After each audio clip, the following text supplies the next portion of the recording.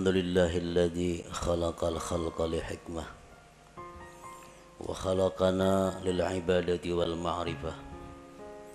Ashhadu an la ilaha illallah wahdahu la syarika lah wa ashhadu anna sayyidana Muhammadan abduhu wa rasuluhu ila jami'il ummah. Allahumma salli wa sallim wa barik ala sayyidina wa habibina Muhammadin kashifil ghummah wa ala alihi wa ashabihi wa dzurriyyatihi wa atba'ihi ila yaumil qiyamah. Amma ba'du.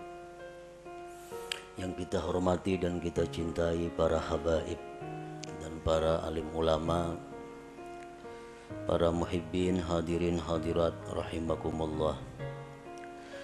Alhamdulillah, segala puji bagi Allah. Kita haturkan syukur kita kehadirat Allah Subhanahu wa ta'ala yang telah mengumpulkan kita dalam zikrullah dan kalimah thayyibah lainnya. Semoga Allah mengumpulkan kita selalu dalam kebaikan dan takwa. Amin ya rabbal alamin. Salawat dan salam kita haturkan kepada baginda kita, junjungan kita Nabi besar Muhammad sallallahu alaihi wasallam, dan seluruh keluarga, para sahabat, zuriat dan pengikut beliau sampai hari akhir nanti. Para muhibbin rahimakumullah, al-hikmatu tsaminah minal hikamil ataiyah. Qala al-imam Ahmad bin Athaillah as-Sakandari rahimahullah wa nafa'ana bi'ulumi. Hikmah yang ke-8 daripada al-hikam al-ataiyah. Berkata pengarang al-imam Ahmad bin Athaillah as-Sakandari rahimahullah, idza fatahalaka wijhatan minat ta'arruf fala tubali ma'aha an qalla amaluk fa innahu ma fatahaha alayka illa wa huwa yuridu an yata'arrafa ilaik. Alam ta'lam anna ta'arrufa huwa muriduhu alaik wal a'malu anta muhdiha ilaih wa aina ma tuhdihi ilaih mimma huwa muriduhu alaik. Artinya, apabila Allah membukakan bagi engkau satu pintu daripada ma'rifah, apabila Allah membukakan bagi engkau satu sisi, satu jalan daripada ma'rifat, maka janganlah engkau heran besertanya itu bahwa sedikit amal engkau. Bahwasanya Allah tidak membukakan itu pintu ma'rifah bagi engkau, melainkan bahwa Allah ingin memperkenalkan kepada engkau. Apakah engkau tidak tahu bahwa memperkenalkan itu adalah Allah yang mendatangkan atas engkau, sedangkan amal-amal ibadat itu engkau yang mempersembahkannya kepada Allah? Manakah yang lebih mulia, sesuatu yang kau persembahkan kepada Allah dibanding sesuatu yang Allah datangkan atas engkau? Tentu lebih mulia yang Allah datangkan kepada engkau itu. Ada manusia yang ingin ma'rifat kepada Allah, sehingga orang ini berusaha sedemikian rupa agar bisa ma'rifat itu. Segala macam amal daya upaya dipersembahkannya untuk Allah, dengan harapan Allah bersedia berkenalan dengan dia.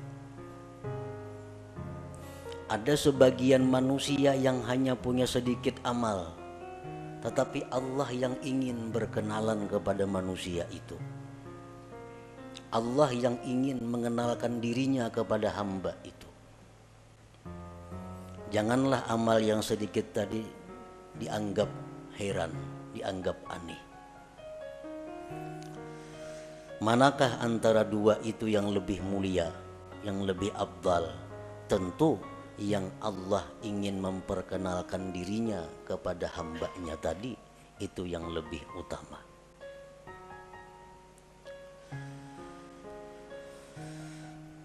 Tanqasimul ma'rifatu ila qismain, ma'rifatin ammah wa ma'rifatin khassah.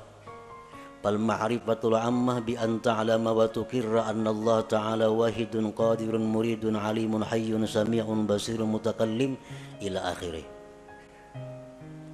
Ma'rifat itu ada terbagi dua.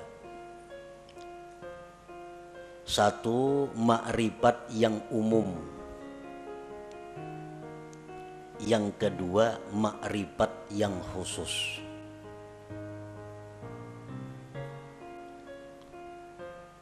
Dalam istilah lain ada yang menyebut ada ma'rifat itu ilmiah, ada ma'rifat itu zawqiyah. Bermula ma'rifat yang umum itu bahwa engkau mengetahui dan mengakui, meyakini bahwa Allah Ta'ala itu esa, kuasa, berkehendak, mengetahui, hidup, mendengar, melihat, berkata-kata, seterusnya. Nah, ini dinamakan adalah ma'rifat ammah, ma'rifat yang umum. Kita tahu, kita mengetahui, meyakini, mengakui bahwa Allah esa.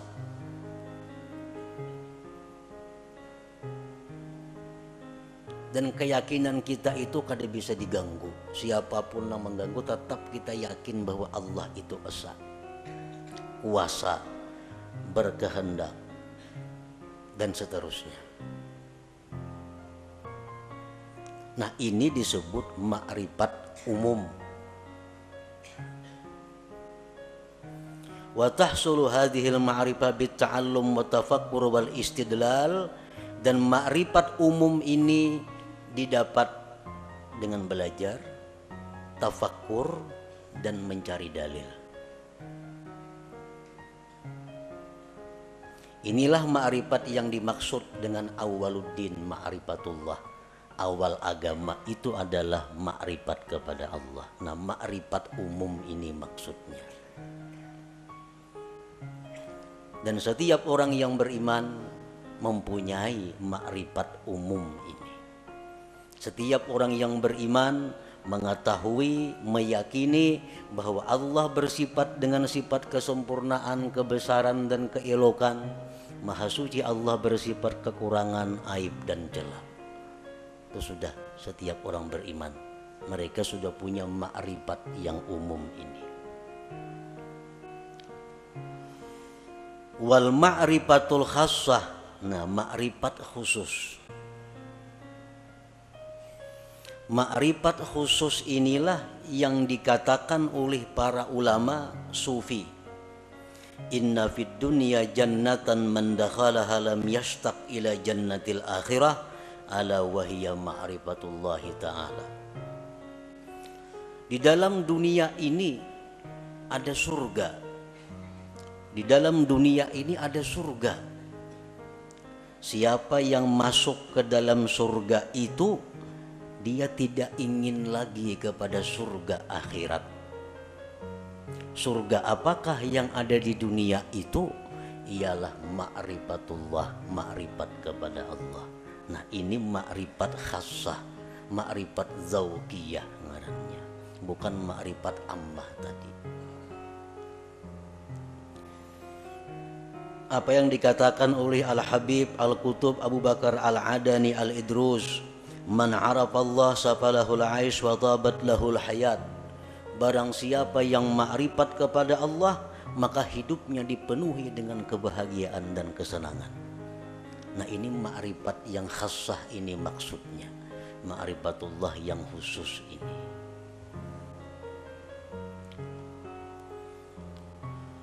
Wal ma'rifatul khassah, ma'rifat yang khusus itu bi antadzuka an la fa'ila illallah masalah.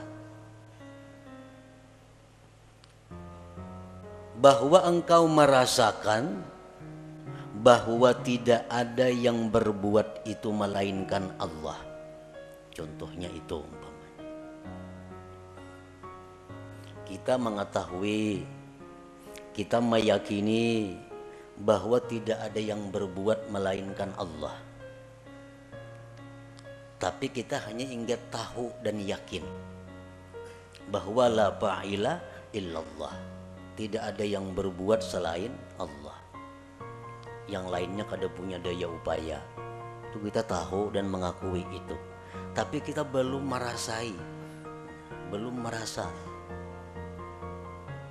Ma'rifat khassah ini adalah orang yang sudah merasa, orang yang sudah merasa bahwa tidak ada yang berbuat itu selain Allah.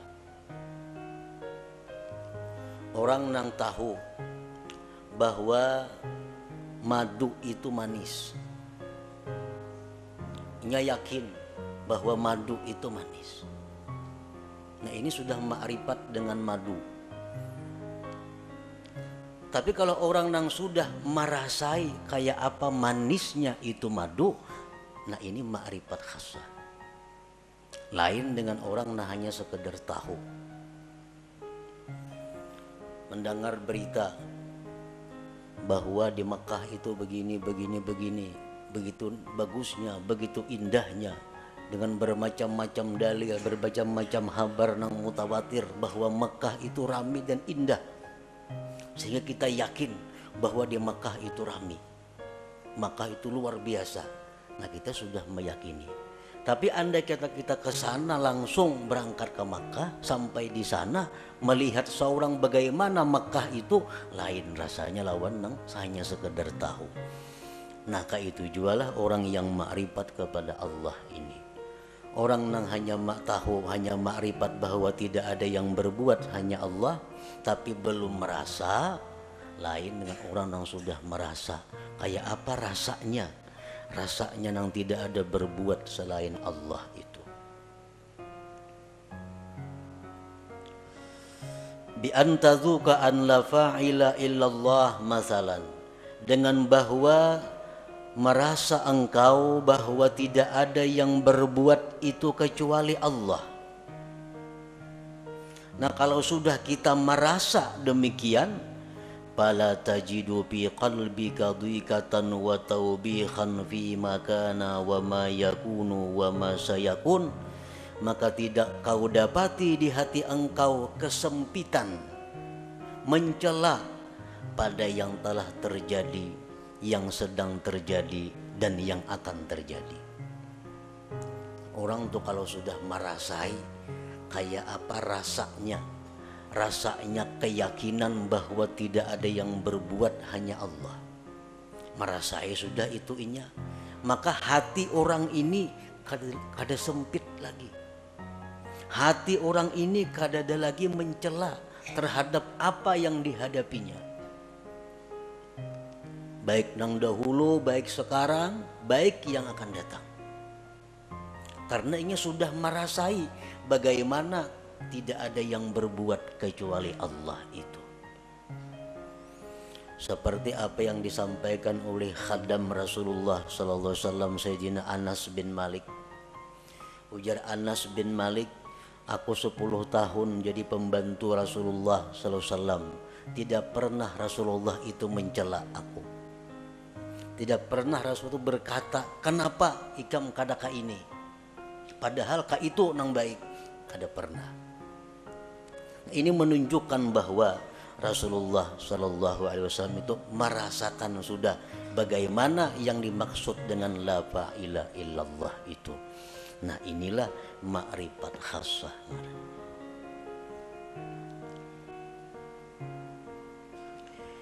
Wa yumkinu ayyarqal insan ila sa'idi hadhil ma'rifah min ahadi tariqain la thalitha lahuma. Kita bisa mendapatkan ma'rifah khassah ini melalui 2 jalan.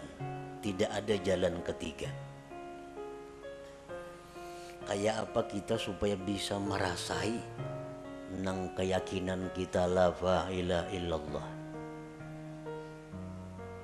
Jangan hanya sekadar kabar Jangan hanya sekadar yakin mengakui, tapi rasai. Nah, rasai kayak apa? Yang tidak ada berbuat kecuali Allah itu. Nah, supaya bisa merasai itu ada dua jalannya. Yang pertama disebut tariqul hidayah wal inabah. Yang kedua disebut tariqul ijtiba wal istifa. Ada jalan hidayah dan inabah, ada jalan ijtiba dan istifa. Nah, hanya dua jalan itu.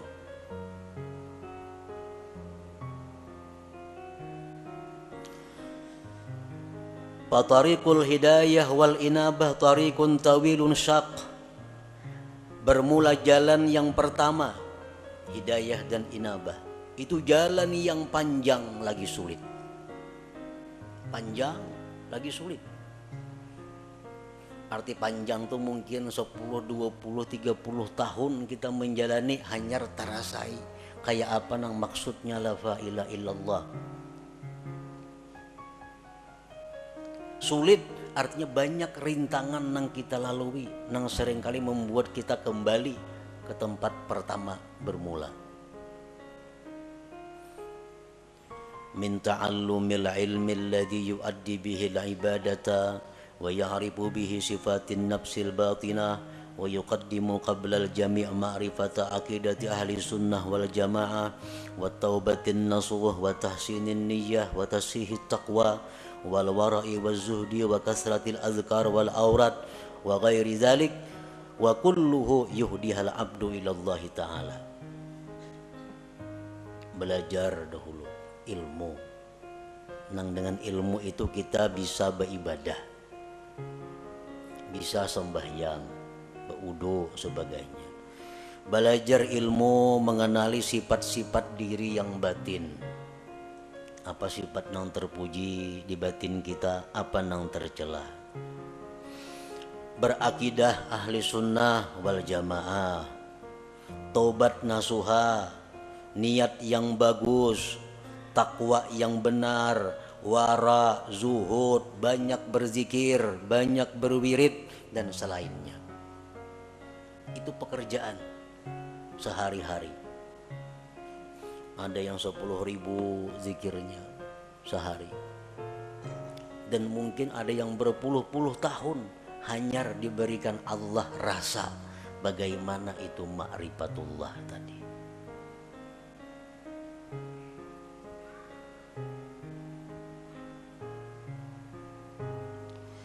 Wa ammat tariqus tsani, adapun jalan yang kedua, tariqul ijtiba wal istifa, fayakunul bad'u minallah ilal abdi. Jalan yang kedua ini adalah jalan di mana Allah yang ingin menariknya. Jalan pertama tadi si hamba nang baka hendak, kisahnya si hamba nang hendak ma'rifat lalu nya beribadah, beramal, berguru. Nah, nang kedua ini adalah Allah yang ingin menariknya. Yakunul insan mustadhrikan fi syurudihi wa bu'dihi anillah wa faj'atan tudrikuhu rahmatun minallahi ta'ala. Ini manusia tenggelam dalam kejauhan daripada Allah. Pekerjaannya manusia ini sibuk mengurus dunia. Kada tahu diwirid, sembahyang pun kadang-kadang prai. Pekerjaan-pekerjaan maksiat banyak dilakukannya. Tetapi secara mendadak Allah memperdapati dengan rahmatnya.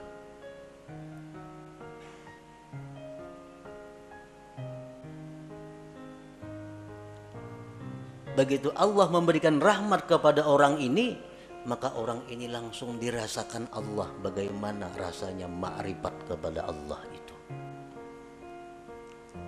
Banyak tokoh-tokoh yang terkemuka yang melalui jalan yang kedua ini, seperti Fudail bin Iyad, Malik bin Dinar, Utbatul Ghulam dan lain. Orang yang dulunya sesat, dulunya jahat, tetapi Allah dengan rahmatnya secara mendadak mengejutkan, menarik orang ini. Seperti Fudail, kita mendengar tahu kisah Fudail bin Iyad, orang yang kehidupannya hanya jadi perampok di tengah jalan.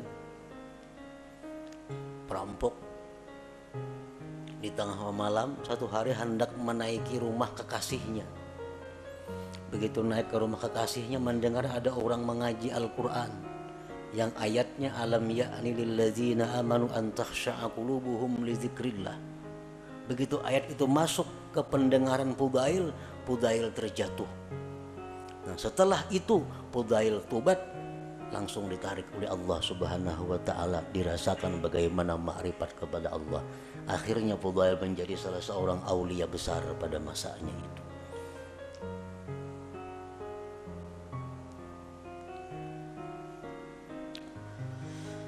Allah menarik orang ini lisababin minal asbab allati qad la ya'lamuha illallah. Allah menarik orang ini karena ada sebab yang kadang-kadang sebab itu hanya diketahui oleh Allah.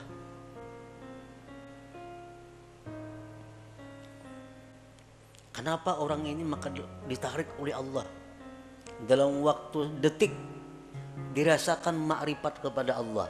Sedangkan yang satunya berpuluh-puluh tahun berzikir kepada Allah belum dapat rasa makrifat itu. Nah, jalan yang kedua ini disebut tarikul ijtiba wal istifa. Nah, para muhibbin rahimakumullah, ada beberapa sebab yang dengan sebab itu ada kemungkinan, ada harapan satu saat ditarik oleh Allah manusia ini, walaupun dia dalam keadaan bergelimang dengan dosa.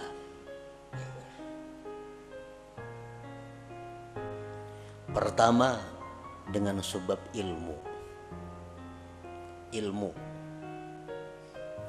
Orang ini pada dahulu mengaji sekolah pesantren, ke majelis taklim, bertahun-tahun udah mengaji demikian, pesantren tamat sekolah, timbul ke kampung bulik buntat, nah, minum arak, berjudi, berzina, pekerjaan. Nah, tamatan pesantren nih. Nah, orang seperti ini pada akhirnya satu saat ada kemungkinan ditarik oleh Allah dengan cara seperti tadi, berkat ilmu yang dia pelajari selama sekian tahun dahulu kala itu.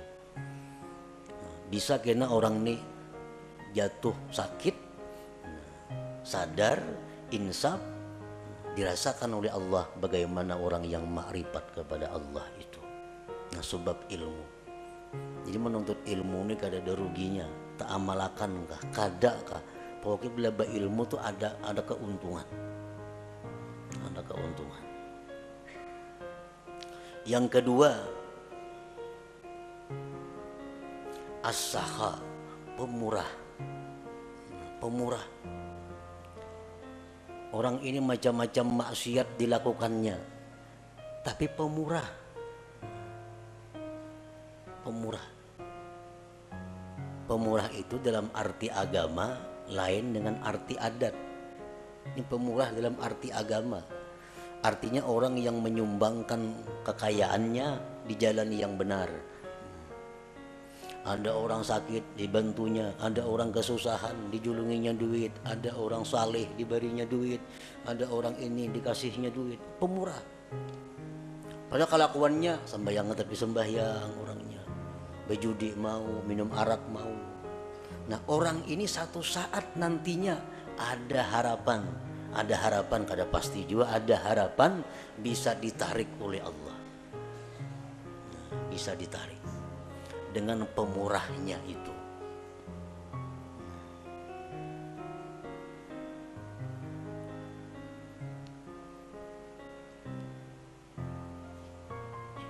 Yang ketiga, al-adlu, adil.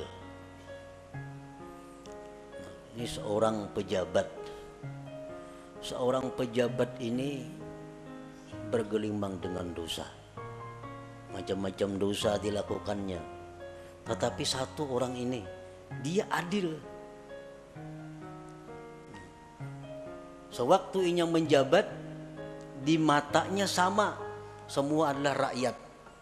Baik anaknya, baik bininya, mintuhanya, iparnya, kamanakannya, semuaan rakyat sama. Kadang-kadang mesti diutamakannya. Kalau panggil ini minantuku utamakan kadada. Ini ipar kadada. Semuaan rata di matanya rakyatnya. Nah, orang ini waktu menjabat adil. Padahal kelakuan lain-lain banyak maksiat dilakukannya. Nah, berkat inya adil sewaktu menjabat itu, orang ini ada harapan suatu saat akan ditarik oleh Allah, dirasakan bagainya kepadanya ma'rifatullah itu.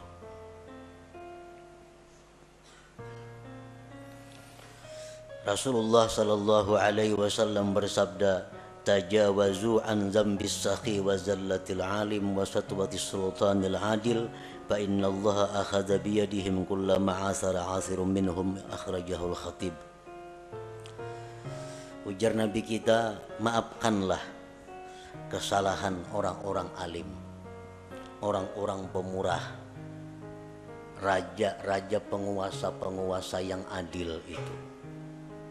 Karena Allah memegang tangan mereka. Bila mereka tergelincir, Allah yang akan menarik mereka.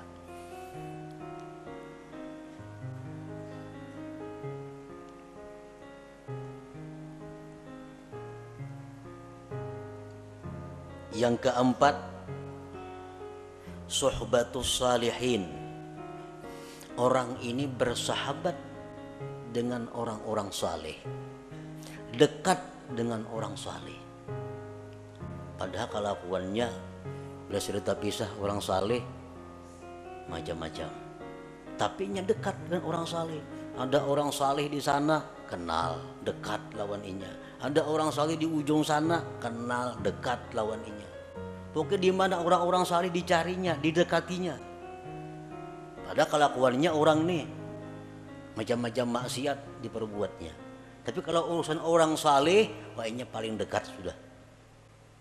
Nah, orang ini satu saat nanti bisa ditarik oleh Allah untuk dirasakan bagaimana ma'rifatullah itu. Rasulullah SAW bersabda, al-mar'u ala dini khalilih. Seseorang itu atas agama orang yang dikasihinya. Waqad qil, dikatakan orang, man sahibal akhyar ja'alahullah minal akhyar wa in kana minal asrar. Orang yang dekat dengan orang baik itu akan dijadikan Allah dia orang baik sekalipun dulunya orang yang jahat.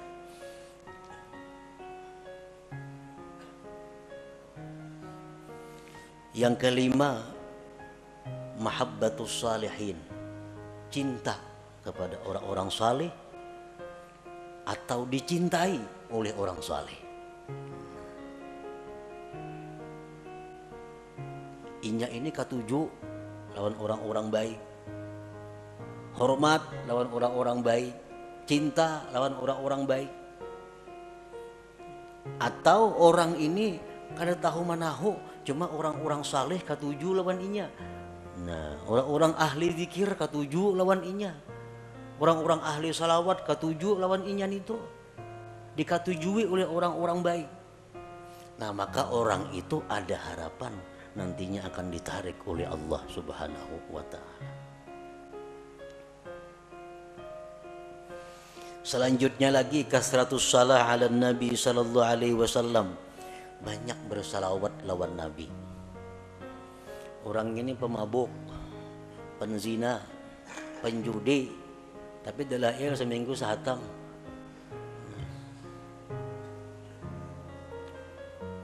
Mulut habsi kemana terdengar datanginya ketujuh. Kisah-kisah Nabi ketujuh. Tapi maksiat jalan terus juga. Salawat selalu dibacanya. Nah, orang seperti ini ada juga harapan satu saat kaina dikembalikan oleh Allah, ditarik dan dirasakan ma'rifatullah itu. Di antara sebabnya lagi, nasabun thayyib, keturunan yang baik, aba'u sulaha, abah-abah, kakek nenek orang-orang saleh. Datuknya ke abah hari orang wali. Nah, ke atas pada datuk lagi.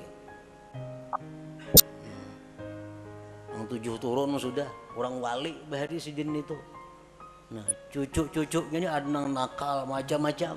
Tapi akhirnya kayaknya bisa ada harapan cucunya itu insaf dan ditarik oleh Allah Subhanahu wa taala berkat doa-doa daripada orang-orang dahulu, kakek moyang nenek moyangnya itu. Nah, jadi itu bagian daripada sebab-sebab yang dengan sebab itu Allah menarik seseorang ini menjadi kekasihnya dan dirasakannya bagaimana ma'rifat kepada Allah Subhanahu wa taala itu. Nah, para muhibbin rahimakumullah. Setiap manusia yang beriman kepada Allah dan mempunyai keinginan yang tinggi, kehormatan yang tinggi, dia pasti ingin mendapatkan yang disebut ma'rifatullah itu. Bagaimanapun kelezatan yang ada di dalam dunia, bagaimanapun ada kemewahan yang ada dalam dunia, bagaimanapun keindahan yang ada dalam dunia, kalau seseorang itu sudah merasakan bagaimana ma'rifatullah, ma'rifat kepada Allah itu, maka semuanya akan hilang. Kada akan bisa dibanding dengan bagaimana indahnya, lezatnya, bahagianya orang yang ma'rifat dengan Allah itu. Nah, sebahagian manusia ada yang berusaha untuk berkenalan dengan Allah. Sebagian manusia ada yang Allah menarik untuk berkenalan dengannya. Yang pertama disebut suluk, yang kedua disebut jazab ngarannya. Kedua-duanya itu adalah mulia. Kedua-duanya adalah sesuatu jalan yang terpuji.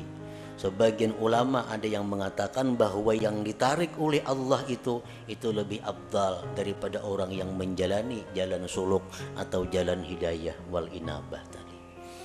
Nah, para muhibbin rahimakumullah, mudah-mudahan Allah Subhanahu wa taala membukakan hati kita pintu ma'rifah kepada Allah Subhanahu wa taala sebelum akhir hayat kita. Ila hadratin Nabi sallallahu alaihi wasallam. Al-Fatihah.